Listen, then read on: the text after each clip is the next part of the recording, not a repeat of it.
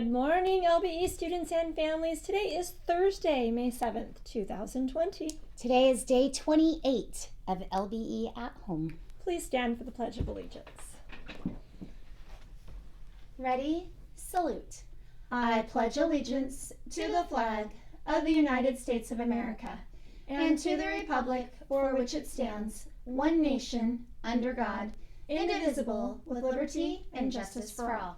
Please be seated. All right, we have two birthdays today. We do. We have one, Martin Gutierrez Escorpeza. And Alfonso Valenzuela Escorpezo. Yes. Okay. Yeah.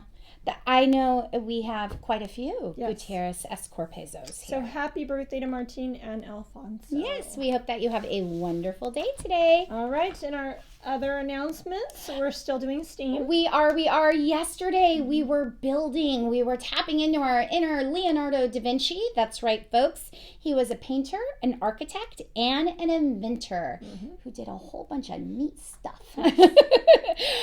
So yesterday, the challenge was to make some sort of bridge or some sort of building. Basically, just build and use common materials. So you could have used Legos. You could have used blankets and done a blanket fort. Popsicle sticks. Recyclables, toilet paper rolls, all different types of things that you can find around the house. Not toilet paper rolls with actual toilet paper. Right, no, don't waste the toilet paper. That would be not That's so a hot good. Commodity. It is. So we hope that you had a fun time building things. All right. Our character trait of the month is obedience. Yesterday we talked about cooperating with each other, right? And we're getting ready to go into Mother's Day weekend. And I know many of us usually go to the store and buy something for our moms. But since they're only allowing like one person per household, and sometimes they're saying don't even bring children and no with children, you. Right? So I think it's a good time to start your Mother's Day projects at home because usually we make them at school, right? But I know we don't get the chance to do that this year. So maybe take some time and make a card when no one's looking. Yeah, and you could cooperate with your other siblings if you have siblings and work on a project for Mom. Right? And sometimes, even if you can't figure out how to make a project, or if you don't have the materials to make a project, the best gift of all time is just coming up, giving your mom a big kiss and squish, and telling her how much you love her and why. Yep. Yeah, and then be obedient. Yes. Practice that character trait. You've got it. All right.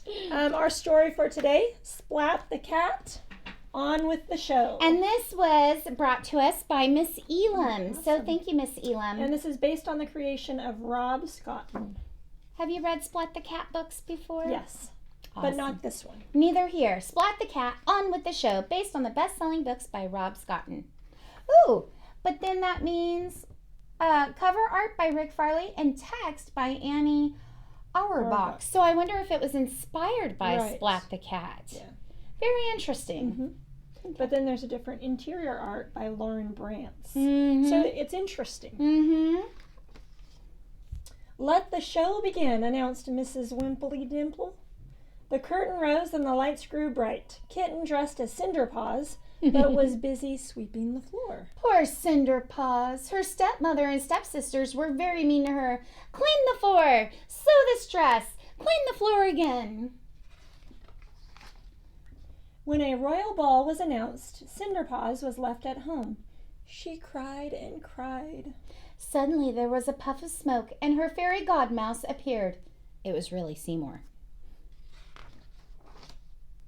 The fairy godmouse magically changed Cinderpaws' rags into a beautiful dress. And next, the mice were changed into horses. They pulled a grand carriage to the ball. Backstage, Spike was changing too.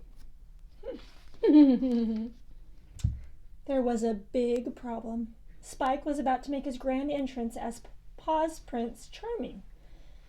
But he had stage fright. Ooh. I can't go on. I'm not feeling well. I've got a bad case of the spots, wailed Spike.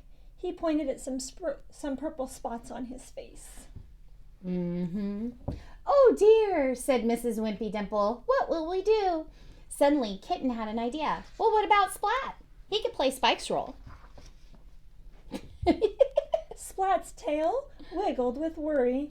He wasn't sure he could do it. Splat looked at Kitten, smiling at him. He didn't want to disappoint her, so with all his courage, Splat said yes. He'd play the part. A quick costume change. And Splat was now Paw Prince Charming. The costume wasn't exactly a perfect fit, though. The royal ball scene began. Paws Prince Charming bowed. May I have this dance? Cinderpaws accepted, and the music began. The pair danced and danced until dong, dong, dong. The clock struck midnight, and Cinderpaws ran away. Splat tried to chase after her, but tripped on his oversized costume. He smashed into Plank the clock. He grabbed the curtain and ripped it down. And then everything went tumbling. Splat. The crowd gasped. What a complete mess! Splat was really worried. Mrs. Wimpy Dimple is going to be so mad at me. The audience erupted in laughter and cheering. Bravo! They shouted. Encore! The show was a comedy hit.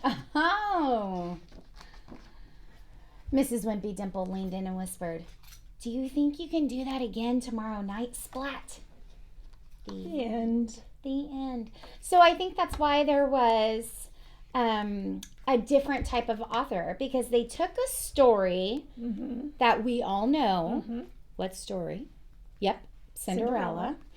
And then they put a spin on it. It's kind of like historical fiction in a way, or fanfic. Right. What's another type of, or like the book that we did earlier With the three little pigs. And that's they what I was took a thinking. story there and then played on that. There's a lot of Cinderella versions. There is.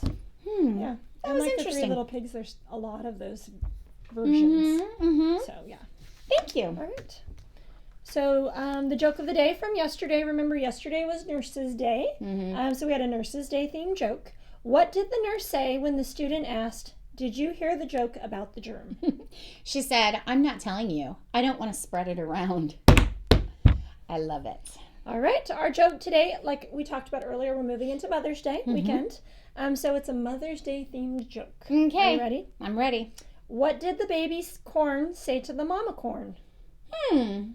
What did the baby corn say to the mama corn?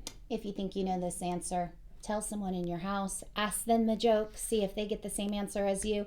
Tune in tomorrow and see if you guys are correct. Don't forget, LBE Tigers are present at school, always respectful. Ooh, sorry.